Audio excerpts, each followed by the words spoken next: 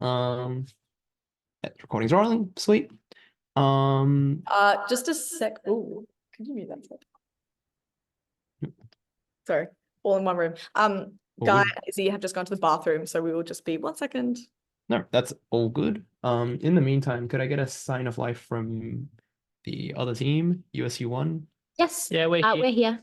Hey, all right, sweet. Apologies for no camera on my end. You'll just have to, I guess, if you see my thing, put up with the ugly pixelated cat. But otherwise, I'll get started with collecting vetoes first, just to make sure I have that. So, what did your veto? We vetoed the top one about God's existence. Yep. And negative? We also did. Sweet. So what are we debating? The African Pope. The African Pope. Fascinating. Sure to be an intriguing and interesting debate. Yay. Just really quickly to all speakers, this debate is being recorded. So if you are not happy with being recorded, please note that at the start of your speech so you can be edited out. Thanks.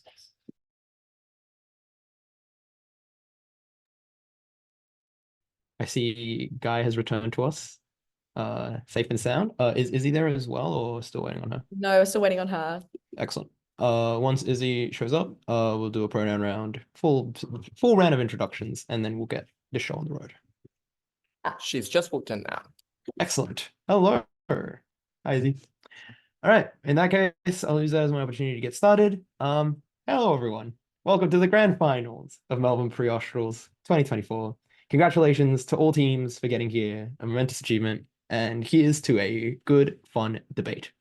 My name is Mateo. I'll be your chair for this round. My preferred pronouns are he and him, but when speaking, please refer to the panel as a whole. What we'll do now is I'll get the panelists to introduce themselves in the order that they appear on the tab, and then the affirmative team in the order they're speaking, and then negative in the order they're speaking in. Please say your name, your position in this debate, and any preferred pronouns that you would like to share with the room, if any. So, panel. Hi, I think I'm first in the tab. I'm Adrian, no preferred gender pronouns. Kindly address the panel as a whole. Good luck and congrats for reaching the grand finals. Hi, Angus, no preference. Good luck to both teams. Hi, my name is Jesse. Good luck to both sides. No gender pronoun preferences. Hello, my name is Saatvik. Congratulations on making it here and all the best for the round.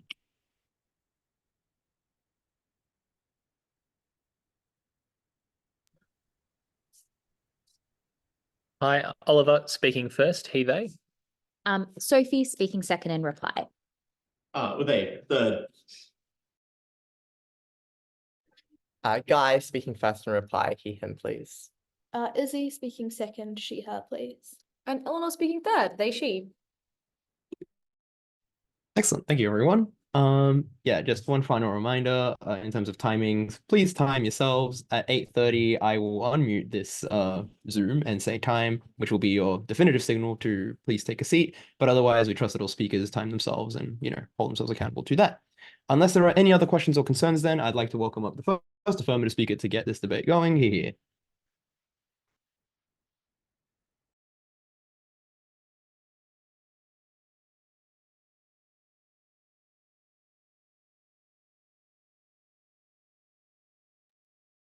Right, assuming I'm audible. Beautiful.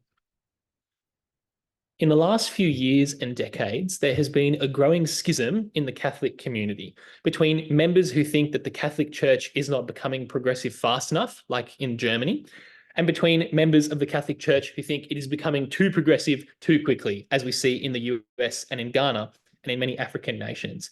And after 10 years of a Pope, Pope Francis, who has been progressive and extroverted, meaning that he has tried to adapt to the modern world, it is time for a change in the interests of the Catholic Church. The interest being to increase the number of followers of the Catholic faith and to decrease the fracturing of the Catholic Church itself. Those are the two arguments I'm going to bring you today and the two reasons that this will win this debate. But before that, I want to do a bit of setup explaining why the Pope we are likely to select in this debate is going to be introverted, meaning that they do not want to engage that much with the modern world and update the Catholic faith, and more likely conservative. And that is for 4 reasons. The first is that Pope Francis has been historically extroverted for over a decade, and so it is time to swing back. And that's for 2 reasons. The first is that normally this is how it works, that there is a swing. For example, before Pope Francis, it was Pope Benedict, who was absolutely Catholic, who was absolutely conservative rather, and quite extrovert and quite introverted. But secondly, it is precisely because the conservative faction of the Catholic Church lost so badly when Pope Francis was elected, and they have been very upset about that, and therefore scheming to and strategizing to get a more conservative, more introverted Pope in the future. The second reason is that the types of cardinals in Africa at the moment who would likely be selected, for example, Francis Arinsi of Nigeria or Philip Anyolo of Kenya, are simply conservative themselves. But thirdly, because in general, African Catholics typically skew more conservative than Catholics anywhere around the world. Finally, it is precisely because in order to unify the movement, it is likely that you need to find a diverse pope, someone, for example, of color, like from Africa, who is going to be able to compensate for perceptions that the Catholic Church is racist. And that explains against any possible mitigation they might levy against us, which is that, well, maybe we could pick a conservative pope from Africa who isn't of color, because it is very likely that that would be too conservative and not address the sensitivities of many people around the world. For example, German Catholics would likely be quite unhappy with this because they would see it as being too conservative, and they have already threatened to leave. The unique thing on our side of the debate is that you get a conservative pope who is able to unify and make happy both conservative factions of the Catholic Church, because they are conservative, but also the more progressive factions of the Catholic Church, because they would be the first pope of color. And I would note that the opposition of the more progressive aspects of the Catholic Church tends to be less about doctrinal issues and more about specific cultural problems with the institution of the Catholic Church, like the fact that they have been historically perceived as racist, or that they have covered for sexual abuses, or that they are anti-woke, and it is embarrassing to be seen as Catholic in the modern world. 2 arguments then. Firstly, why does this increase the base of Catholic followers? And the context to understand here is that, quite simply and quite uncontestably, membership to the Catholic Church has been declining in recent years. 2 premises and then some impacting. The first premise is to explain why there are people to convert in the first place with this policy, and that's for 5 reasons. First of all, Africa simply has a very large population. Second of all, Africa is going to experience the most population growth of anywhere in the world in the next 50 years, moving from 1.2 billion at the moment to projected estimates of 4.2 billion by 2100. And I would note that it is important to consider that in the West or in other parts of the world, that there is a declining population and a declining proportion of Catholics. So it is easiest to stem the bleeding of Catholics from that area by converting people in Africa. The third reason is that the population in Africa is likely to be receptive to Catholicism. And that is because 60% of the African continent is already Christian, but only 18% are Catholic, because the rest are like evangelical or Anglican. And it is much easier to convert someone who is already Christian into being a Catholic rather than trying to convert people who are atheists or following a different religion. The fifth and final reason is that, quite frankly, many African Catholics are quite upset with how progressive Pope Francis has been. And in general, they, as I mentioned in my introduction, have already threatened to splinter away from the Catholic Church, like we saw in Ghana. This simply brings them back into the fold. So the second premise to prove in this argument is why this would be an effective signal at all. And that's for 3 reasons. The first is that since this would be the first time that there is a Pope of color, or even just a Pope from Africa, this would be a huge signal that people feel included. They can see that the Pope looks like them and are more likely to engage with Catholicism. But secondly, it is because it allows the Pope to spend much more time in Africa and focusing on African issues. And that's for 3 reasons. Firstly, they're more likely to want to do this since they have come from Africa and have spent most of their, religious career in Africa, talking with people of that faith in the continent. But secondly, it's because that they have the capacity and the actual knowledge. So I think someone's muted. But they have the capacity and the actual knowledge to be able to do that, since, as I said, they come from Africa. And finally, it is because Africa would be quite receptive to working with an African pope. So that means that you're more likely to be able to collaborate with African churches and African institutions. All of that means that you would be a great mouthpiece that is able to prioritize African issues, and that would help convert people. But the final reason that I'll explain is that evangelicals are typically that people are already evangelical in Africa, and it is easy to convert them. Plus, they typically follow based on like celebrity popes or celebrity appeal, and so it would be easy to convert them in that regard. Why is all of this important? in other words, why is growing the base of the Catholic Church in the Catholic Church's interest, and in fact, the main interest? 3 reasons. First of all, people simply believe that they have a divine mandate to do so, because that is what the religion tells you to do, that you need to proselytize and convert people and bring them into the fold. Secondly, the actual individual actors of the church, all the way from the bottom up to the very top, archbishops, bishops, dioceses, all feel like they have a personal responsibility to do this, because it will help bring meaning to other people's lives and it'll help people achieve salvation. But finally, it is also in the broader interest of the Catholic Church to grow its membership, simply because they will get more money from tithes. They will be able to have more churches and more influence in terms of power. On to the second argument then about why this increases unity in the church. And I think it's important context to note here that in recent years and decades, as I outlined in my introduction, there has been a growing splintering in the Catholic Church between conservative factions that want to stick more to doctrine and progressive factions that fear secularization and want to modernize. And I would note here that these factions are often geographical, with the progressive factions typically being in more progressive countries where the church is weaker.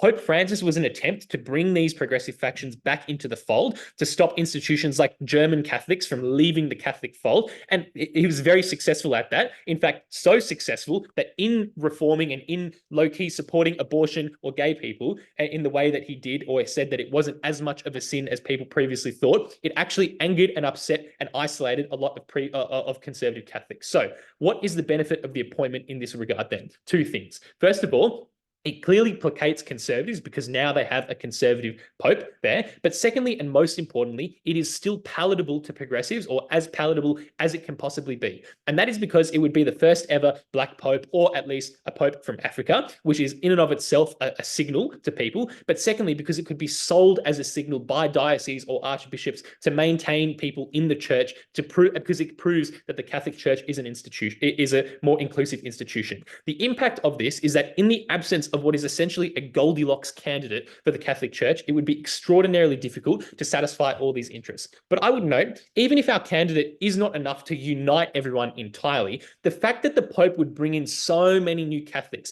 probably 1 to 2 billion by the year 2100, would actually stem the losses from this, simply because it means more tithes and more power, but also because if makes people feel like the Catholic Church is going in the right direction, that it is growing and expanding, which probably reduces conflict in the first place. Because we are able to prove to you comprehensively that the number of Catholics would increase, but also that the factions between Catholics would decrease, we are proud to propose.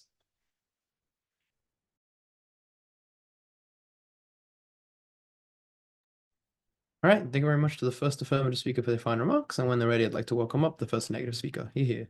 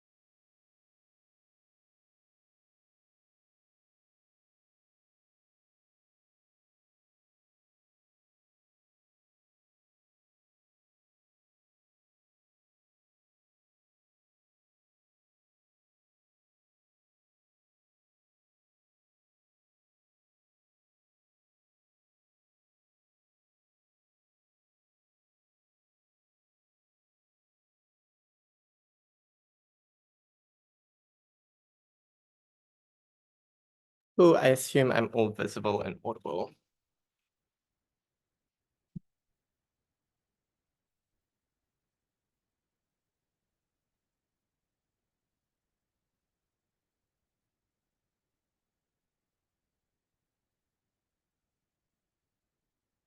The imperative for an African pope that the affirmative team attempts to explain is to appease a conservative faction, but this has 2 main problems. The first thing to say is I think your average conservative Catholic is pretty racist, probably hates Black people, and is massively turned off by this pope. But secondly, if it is true that, you need a pope of color from, a certain more conservative state in order to appease those people, there is no explanation in that first affirmative speech why, a pope from the Philippines, for example, a place where there is actually very strong connections to into Catholicism and is ingrained in the state in a much better way is insufficient.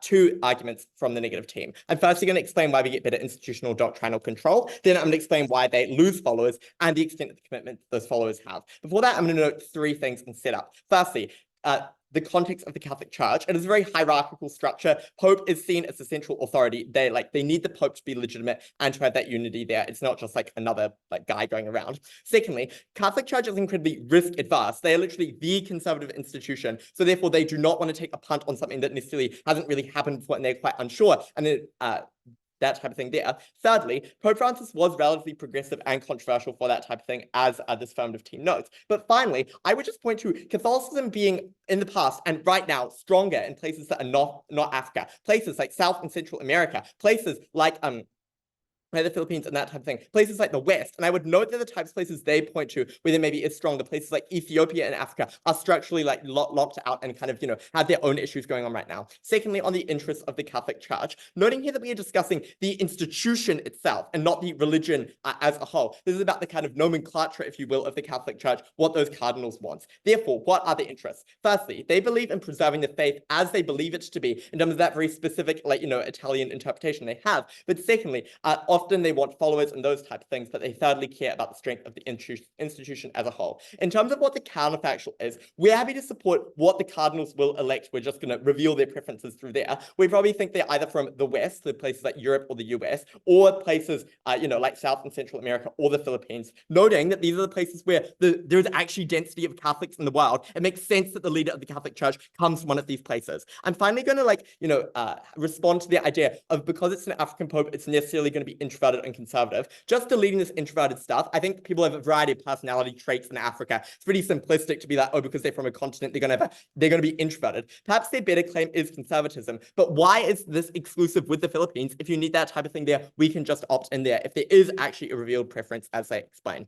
First argument, why we get a better institutional doctrinal control. And the first thing I would explain is that this is just a Western-dominated institution. One, the Catholic Church emerged from the West, that is it came out of Italy and that type of thing. Secondly, the Vatican is literally located in Italy. It is where the power is concentrated. Thirdly, notably those in positions of power, the vast majority of cardinals, because of the way the structure is set up, are white, are from the West and that type of thing. So the institution itself is biased towards that more Western thing. But fourthly, power has historically been transferred through, resources that the West have given the Catholic Church. That is the mechanism by which they have been able to proliferate and all that type of thing. That means that the West is particularly important. The second thing to say is just the African Pope will be against the types of control that the West wants to impose. The first thing to explain here is just look at the concerns around Francis and his progressivism and his reinterpreting the doctrine. There is a clear interest for the church to avoid what they perceive as an incorrect interpretation, and particularly the types of cardinals there. One, because this is where they derive their power from, the legitimacy of that interpretation. But two, as they're religious individuals, they care a lot about that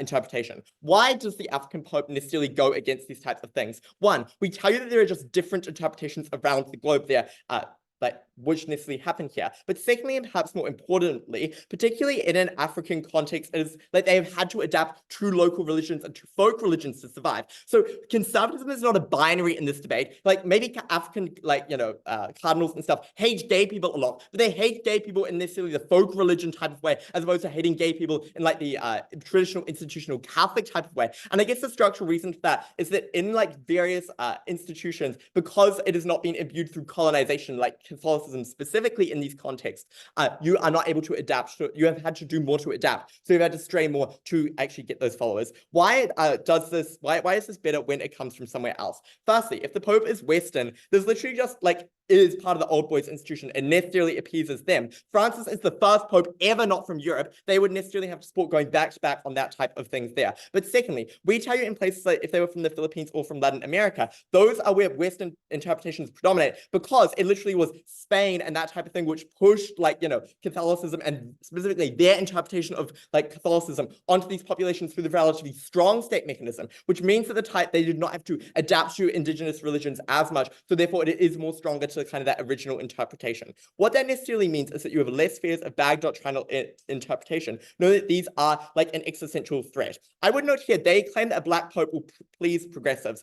This is ridiculous. I think just because someone is black does not mean, progressives will agree with what they do. I think women thought it was pretty bad when Clarence Thomas on the Supreme Court voted against their reproductive rights. Just because someone is black does not mean that the progressives will rubber stamp everything they do. Even if all of that is untrue, why does this lead to massive infighting here? The first thing to explain is just the white people at the top of the Catholic Church, I'm sorry, are just pretty racist, and this causes massively resentment to them. They have a patronizing mentality towards black people in particular. The conservative factions feel like it is their turn to have someone from Europe, to have someone from the homeland of Catholicism after Francis. But sadly, I would say that this is uniquely bad to black people because these people tend to be relatively colorist. The fact that Francis, for example, is from the developing world, but it's it's much more white passing than a black pope is. That type of thing is incredibly important there. Second argument, why do they lose followers and the extent of the commitment of those followers? Knowing how this clashes with their first argument, so we can co-opt Ollie's weighing if you believe the mix here. The first part of this is just explaining why this doesn't help you in the global south, and I'm going to start off on Africa.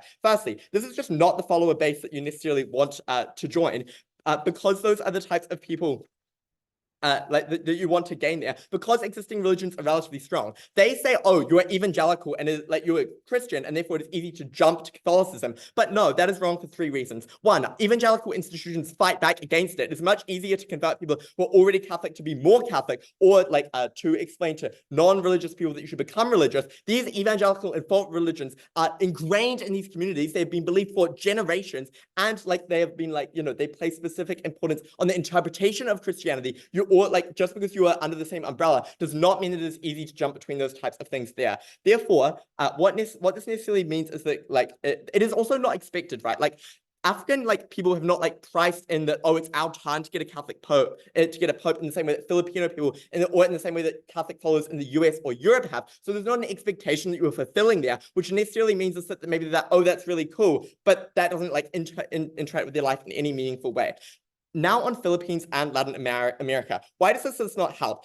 We would just say that the vast majority of people in the Philippines and in large parts of Latin America are incredibly colorist and racist against black people. Izzy is Filipino and assures me that this is true, and I'm sure we'll explain more about this at second negative, but there is just a large amount of colorism. Just because we are talking about people of color here does not mean there is internal fracturing there. That means they are more willing to accept a white pope than a pope from Africa in a way that is incredibly bad. This also creates so that means that there's less dislike between these groups and the Western stuff there. And also, in the event that we do get a pope that is from Latin America or from the Philippines, that is absolutely amazing. That is celebrated. Look at how Catholicism has been expanded in Argentina post Pope Francisco. That is incredibly important. On the West, we care most about them because they are the largest losses at the moment. You need to stem it, and they are richest. They have historical importance.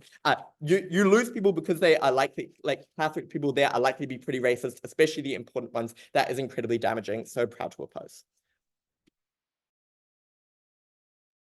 Thank you very much to the first negative speaker for their fine remarks, and when they're ready, I'd like to welcome up the second affirmative speaker to continue the debate. Here.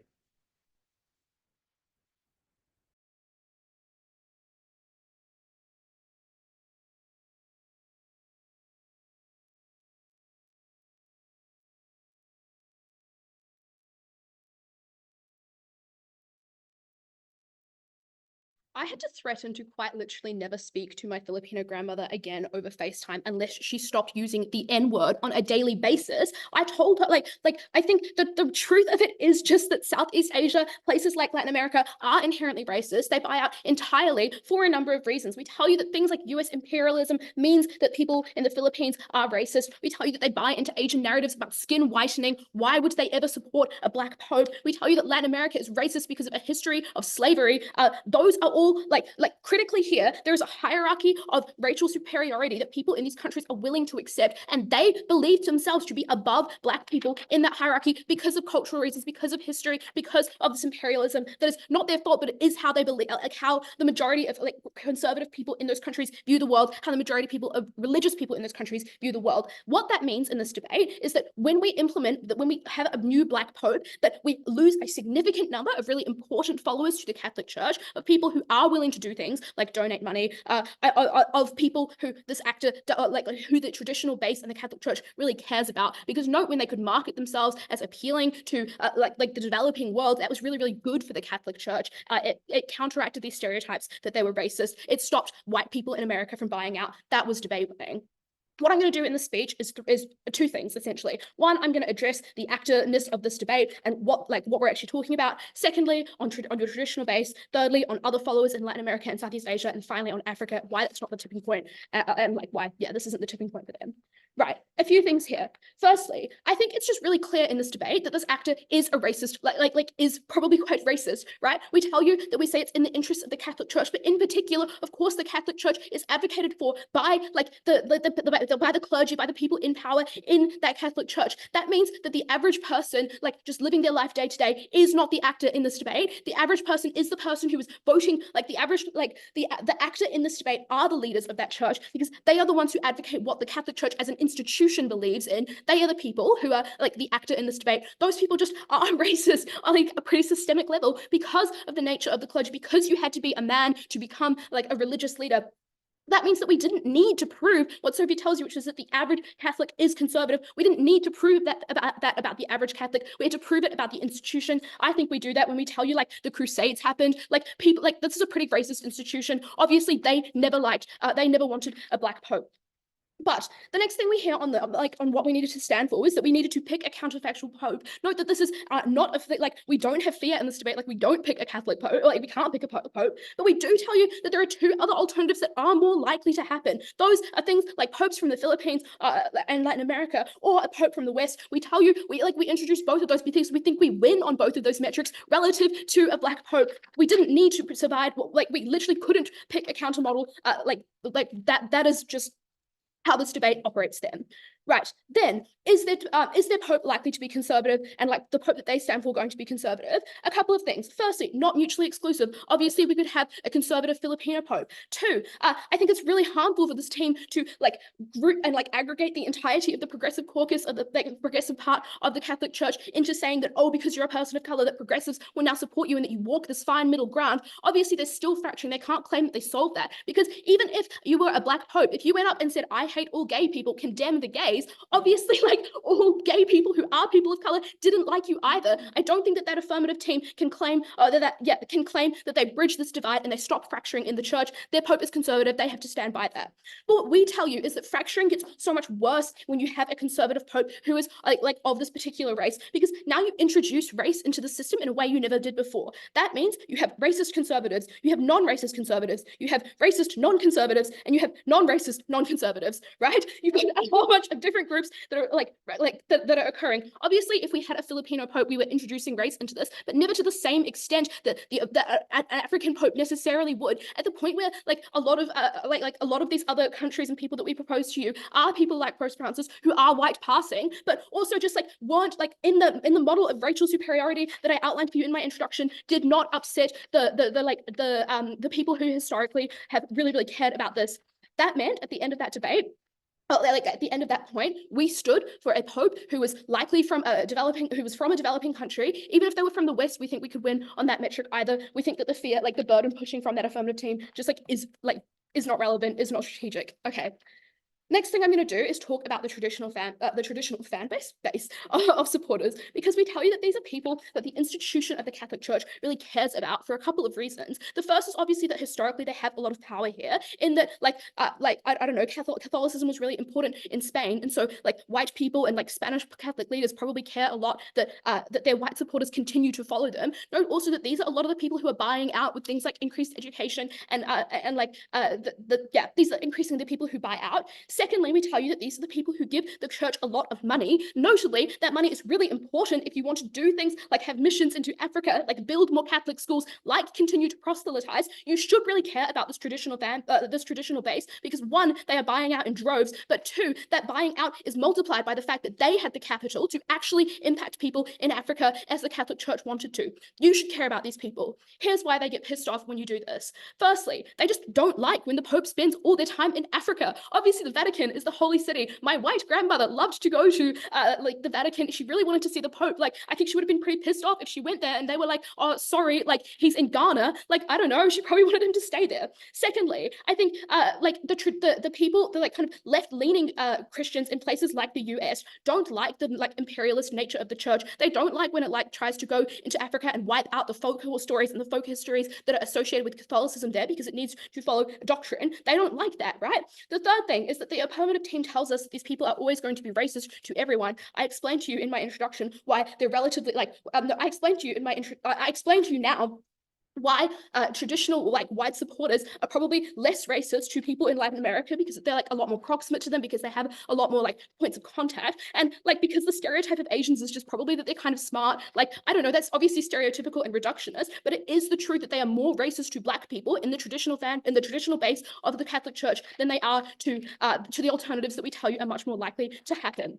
Note at the end of that we protect the traditional base. We allow them to continue to follow you. We don't push them out the door when they've already got one foot on the go. That means that we get their money, we get their capital, we get to retain them in the doctrinal way that we really, really cared about. Right, next on followers in Latin America and Southeast Asia. This is really quick. This is just to say that obviously we do care about these people continuing to be Catholic, because we didn't only care about people stopping people buying out, but we wanted people to continue to practice a deep level of Catholicism, because the deepest conservatives believed that you must do things like go to church regularly and confess and repent to actually access your salvation. We wanted those people to continue to buy into Catholicism. We did that when we got, we think the people who are likely to maybe not buy out of Catholicism entirely, but move slightly away from it and stop doing things like going to church every weekend, were likely to come back to it when they saw something like a Latin American or Southeast Asian Pope, that we got more followers there. But finally, then on Africa, they tell us that that African Pope is the tipping point for this random arbitrary 1.2 billion new Catholics. Not sure where that came from. But anyway, what they tell you, there's a big population, there's population growth, like there's a lot of different types of Catholics there. All of that is symmetrical. What we then tell you is that it's really harmful in African Christianity. There are already local leaders in place who do things like support the localized religious indigenous like blend. What happens when there's when there's new Western intervention introduced into Africa and Western eyes on African Catholicism, is that they have to do things like remove and separate that indigenous Catholicism, because obviously it's not supported by conservatives. That note here that was a type of meddling that took away from indigenous people and from like historic African churches. That never happened when you simply let them elect someone who they would have elected anyway. Probably not my grandmother, but maybe a Filipino would have been great.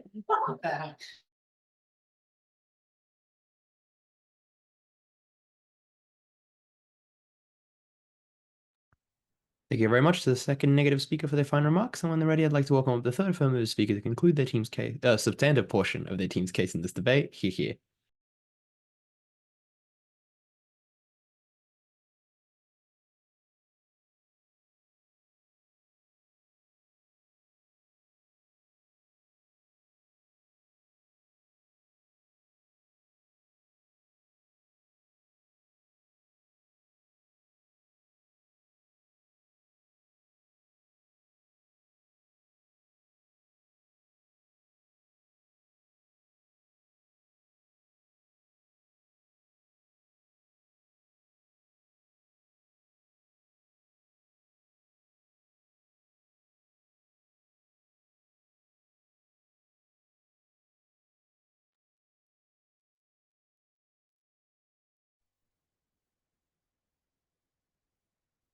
There's a strange problem with the negative case, and it's that they see the words conservative and progressive and presume that that means chuds and SJWs, that we're talking about the racialized politics of the United States, but in fact those things don't map onto the doctrinal conflicts that happen to exist within the Catholic Church. That Catholics who are conservative don't care primarily about the same things as Republicans in the United States do, that African Catholics are not in fact Atlanta Obama voters. Those things are distinct concepts, and that is why so many of the arguments this team makes just fail to adhere to the actual characterizations that matter in this debate.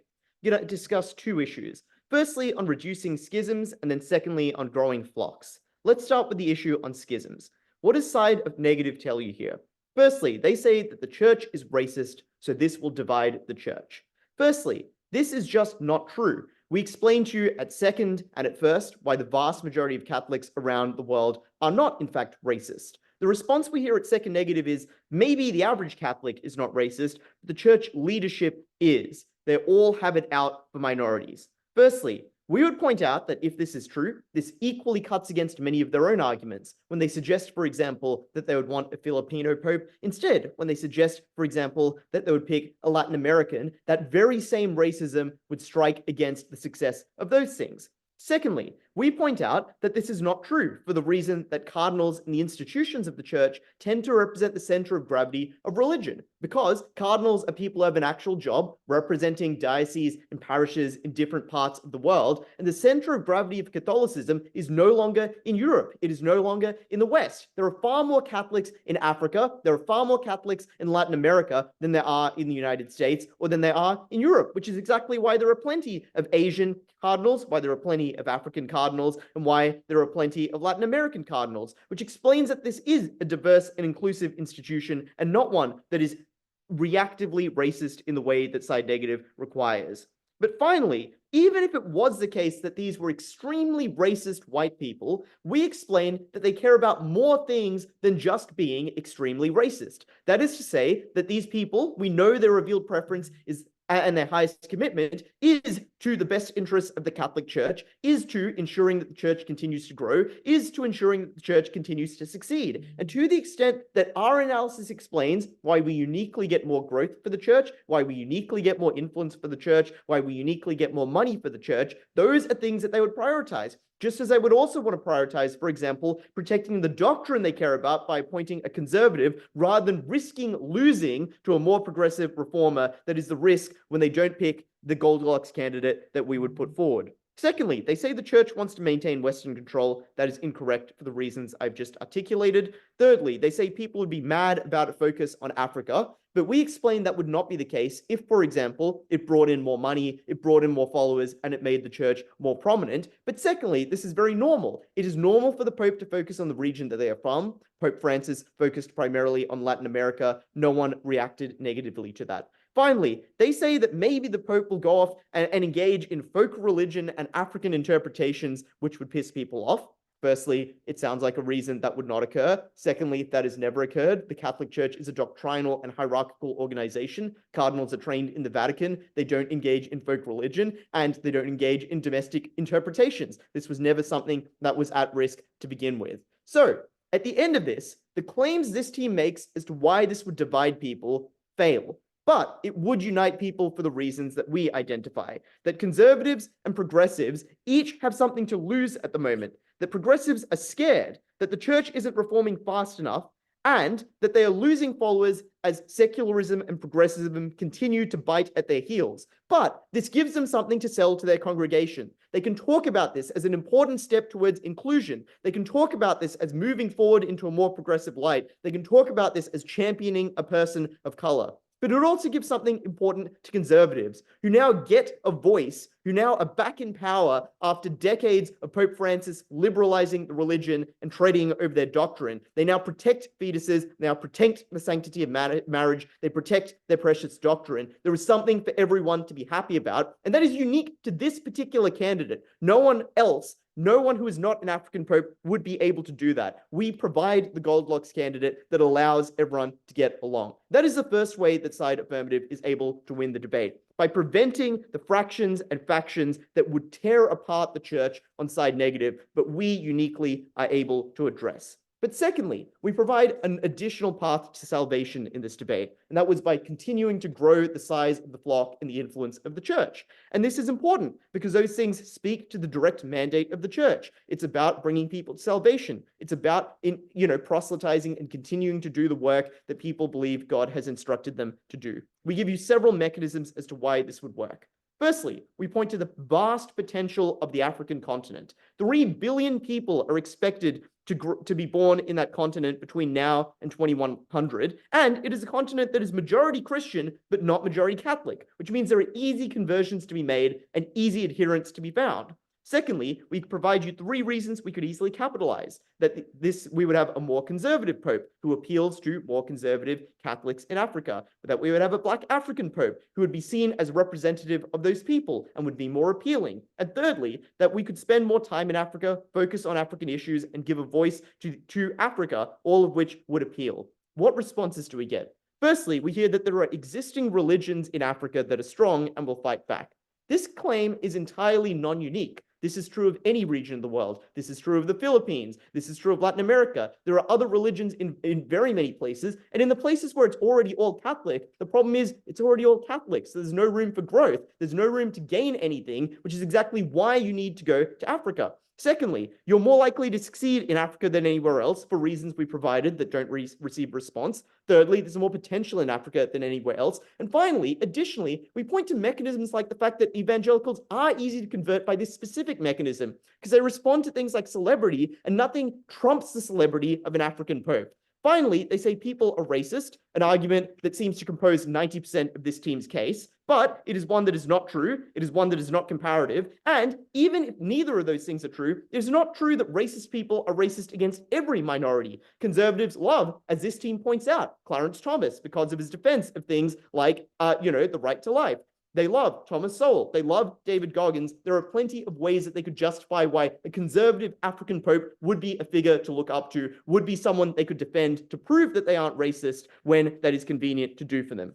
Finally, we point out that their alternatives, the Philippines and Latin America, are too small, don't have enough growth, don't have enough potential, and could not bring the same benefits that we are able to provide for this team. What does it matter? What are the impacts of this argument? Firstly, we explain it means things like pews being filled with parishes that demonstrates a trend of growth in the church, that demonstrates more power, that demonstrates more influence. But it also means things like more coin in the coffers of the church, which can be spread around, which can be given to areas of the church. And this is important because if you believe this argument, and even if you don't believe that we address schisms, and you believe this team, that we have fractious decision, when there is more coin to go around, when there is more influence in the church, it's much easier to salve over those kinds of wounds. It's much easier to put aside doctrinal differences when the church is on the up and up, and when things are looking more powerful. That is why side affirmative must win.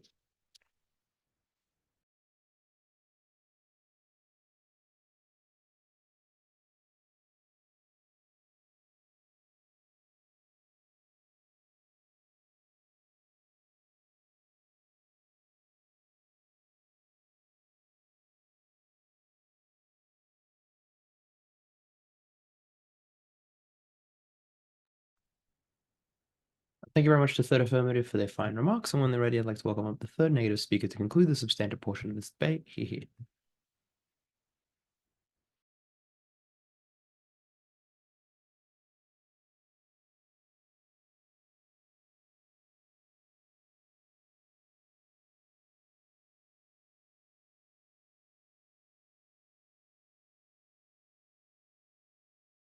The sense that. All right, now that my face is in the frame. All right. Oh no. All right, I'm assuming that I'm visible, audible, etc., etc.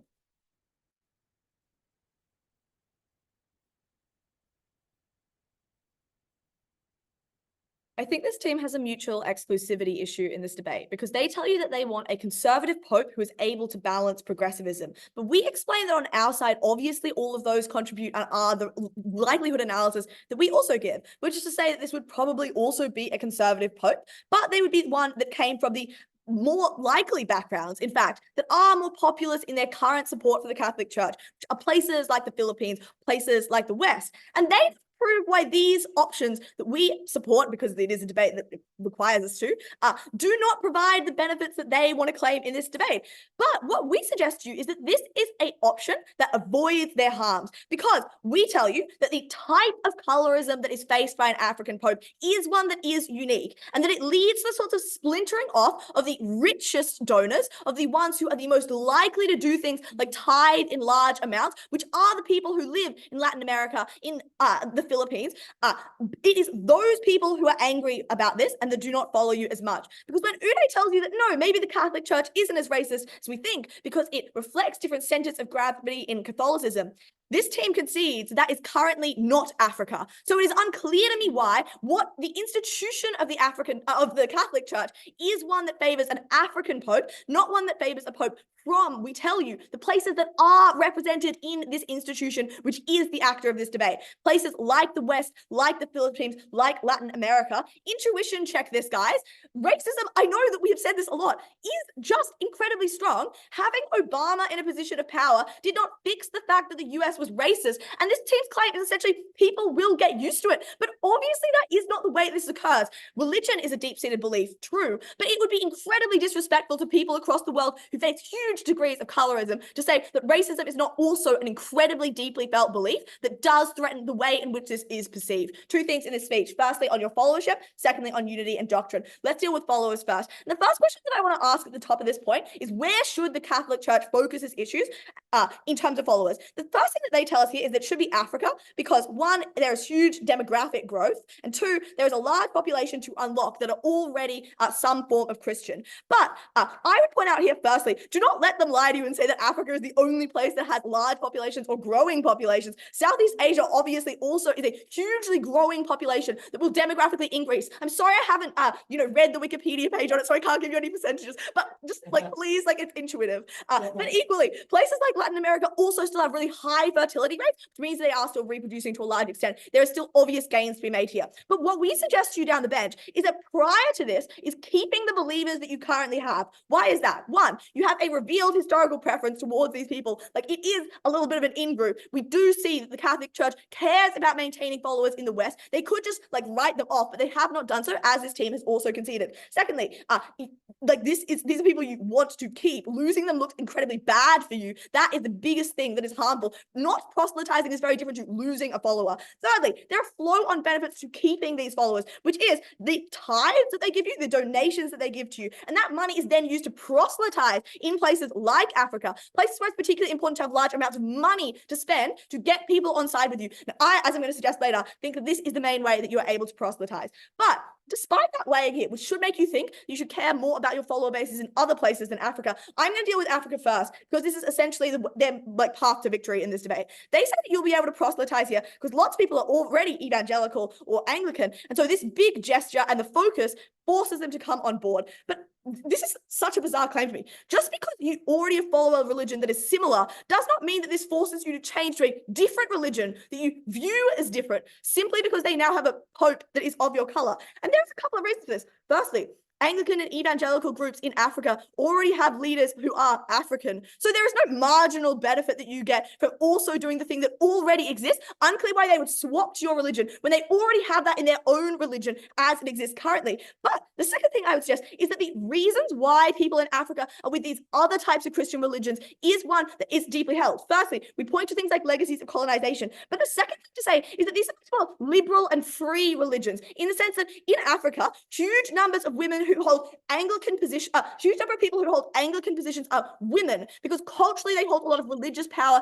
in the way that this happens. Or equally, you see the sorts of malleability of religious beliefs where local traditions get opted in. But notably, in the Catholic Church, that is not an option because of the strength of things like doctrine, because of the fact that you cannot have a woman in a position of power in the Catholic Church. That makes these uniquely less attractive to these people. They may be Catholic, they may be Christian, but that doesn't mean that they want to be Catholic. And this team never proves to you why they would swap simply because of this. But the last thing that I would say here is just that we probably have the capacity to proselytize them. And I would note here that not having an African church, as we know, African Pope, as we note down the bench, is not an active turnoff. This was not expected. Therefore, there is no backlash against it. But when you have more money on our side, you are able to engage in the things that make people want to change. And that is the unique benefit that we bring you. They say that you get more money when you unlock Africa, but I don't understand why, given that these are not people clearly who would be tithing the largest amount. Obviously, you have to get in there before you get that money. Why is it then on our side that we do this better?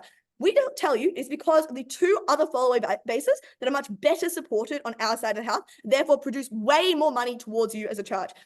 The first is the West. They tell you on the West, the progressive Westerners are opposed to this because it makes towards this. They think this is good because it makes the church seem inclusive and progressive. The first thing I would suggest here is that I think you just do lose conservative Catholics in the West. They cannot just say these people aren't racist. Like, I'm so sorry, but they are. And saying that people were opposed to Pope Francis because of his doctrine, not his ethnicity, obviously ignores the fact that we are talking about a specific type of colorism that is ingrained in the way that Western race hierarchies have operated for the past centuries of time.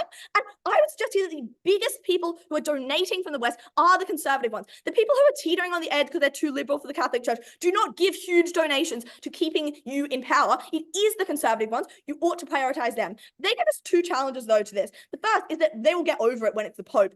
Like, why? This feels like a huge betrayal. Feels like the church has turned against your interests. Obama did not fix racism, as I told you. But secondly, that it would be just as bad on our side where we'd have, like, say, someone from the Philippines. But we find there is a degree of difference here in which colorism does matter. But also, it is much more explainable to have someone from the Philippines where there is a huge base of Catholics compared to someone from Africa where there is a really small one. Like, at least that seems democratic. So if you're a Western conservative who likes democracy, that seems good compared to why have you done this? Like, it is something that you're able to explain. But last, we explain in terms of Southeast Asia and Latin America, which all they say is just like, oh, racism's not as bad. Like, we do not claim that racism is inherent or that it is a moral failing or anything like that. We point to historical factors that have led to this occurring, which means that there are ways in which people are push against this.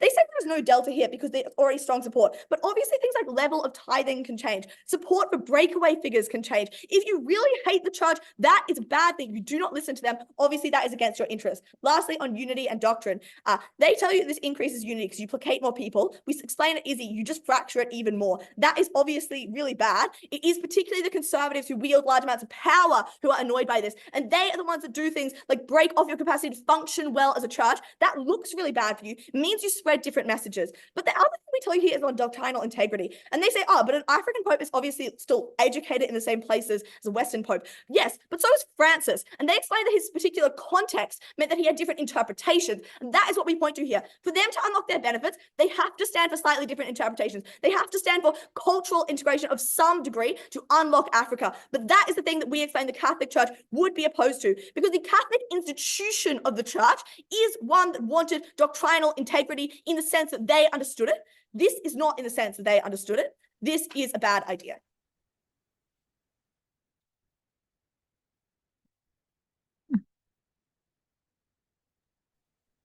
Thank you very much to the third negative speaker for their fine remarks. And when they're ready, I'd like to welcome Neg Reply to begin the replies portion of this debate. Here.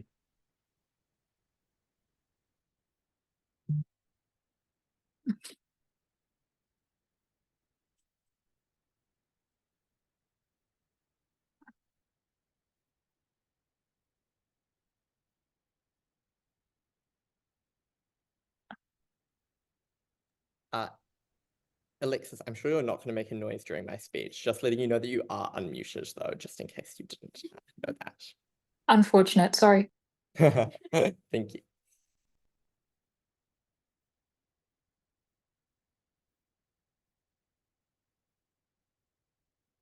If you were to take Sophie's very generous advice and open a Wikipedia page, you would find a number of things that are quite damaging for this affirmative team. Number one, Catholicism is much more prevalent in Southeast Asia, Central and South America, and Europe than it is in Africa. If you believe that the leader of the Catholic Church should look like the Catholic Church, should reflect the centers of the Catholic Church, you should not be voting affirmative. Number two, European and Filipino factions within the Catholic Church are frustrated with Francis because of the reasons the affirmative team identifies, but and therefore they think it is their turn to get a pope. They have a much more legitimate claim for, waiting their time for a pope than, African factions necessarily do because of that population stuff. Thirdly, there are a variety of interpretations of Catholicism, as First Affirmative, notes, that differ by region, which means you need to pick an interpretation for unity that reflects a big center of Catholicism, not one that represents a relative fringe case of Catholicism. But number four, there has never before been an African pope. Francis was controversial at the time, even though, he is obviously does not is obviously not harmed by the same colorism that this new pope would be because he is from the developing world. He is the first non-European. There is a high, high bar on this affirmative team in terms of a burden of justifying why the Catholic Church would make such a roundabout here. I'm first going to chat about the flock, then I'm going to talk about your ability to lead the flock. I'm going to start with the commitment of the flock because I think this is pretty important. You don't need to believe that we actively lose followers for us to win the debate. Just that your existing set of followers, people like Izzy's grandma, people like in institutions in Italy, are less committed to the church, are less likely to do things like tithe a lot, are less likely to give back substantially in their communities. We explained that white conservatives tithe the most, and they absolutely hate this. The response is that they will get used to it. What? I don't think people just like sit and think about it and then decide they're not racist anymore. 3N explains it as much more like ingrained than that. They say it is normal for people to focus on their region so they'll understand that they're focusing on Africa. That is fine. Why don't you focus on a region which is in decline, like the West, which needs focus on a region that you have a lot of Catholics and actually shepherd and look after your flock there. That was something that was very important. They explain that there's no room to gain in these existing regions, but one, we explain you can stop the retreat. And second, Affirmative explains that there is a lack of church institutions in the Philippines, which, indicates that there was actually room to grow there. Finally, this is incredibly speculative. There might be there obviously is room to gain in those regions. Secondly, on numbers now, and the crux of this affirmative case is that in 2100, there will be many, many people in Africa. One, why don't you have a black pope in 2100 then? Secondly, they do not prove the capacity to convert those people. If there are many people in Africa, that doesn't matter if those are not many Catholics in Africa. It is certain that there are many Catholics in the Philippines, many Catholics in South and Central America. That is unique to our side of the house. They don't gain people in Africa because the fact they are already Pentecostal means that they have committed. They are evangelical. They believe in folk religions. It is re-traumatizing when you're an outsider of a Christian coming in and being trying to change people. It is actually a harm for this affirmative team that they have already made up their mind, but they lose people in other parts because of that racism stuff there. I'm now going to chat about your ability to lead the flock, which is your role as the Catholic institution. We explain that this compromises your ability for doctrinal integrity because it varies by region. Because Catholicism is structurally weaker in Africa, it did have to adapt. Yes, everyone attends seminary college, but those things are relatively culturally relative because you teach what is needed for your parish in terms of that specific area. You could speculatively hope and cross your fingers and hope that this affirmative team knows better in terms of what doctrinal is needed than the cardinals. We are the team that lets them we step back, let the cardinals make their decision. They will not choose an African pope. They will choose a pope that reflects the centers of power of, Catholicism. That is not Africa. You should oppose.